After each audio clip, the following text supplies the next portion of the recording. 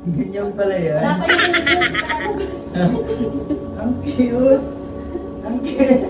Ang cute eh. Oh, hindi ba pitaw-patawa, nakangiti na oh. Oh, ano? Ang cute-cute naman yung batang yan. Bakit siya naka-smile, Dok? Yan talaga. Masaya siya, masaya. Oo, masaya. Laging masaya. Anong problema ng batang yan? Alam mo na? Bulaga! Kumakilang naglalaro kami eh. Ah, buti!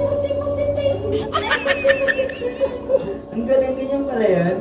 Ang tawag dyan, te? Sumiko na. Ang tawag dyan? Diet hair removal. Diet hair removal. Kaysa magpa-wax ka. Diet. Ang kinis. Para mawala ang itchiness. Ano, alagaan mo yung sarili mo ha. Mag-iingat ka palagi. Ang sarap pagmasdan. Ang sarap pagmasdan. Ang cute. Di ka nakakasawang tignan.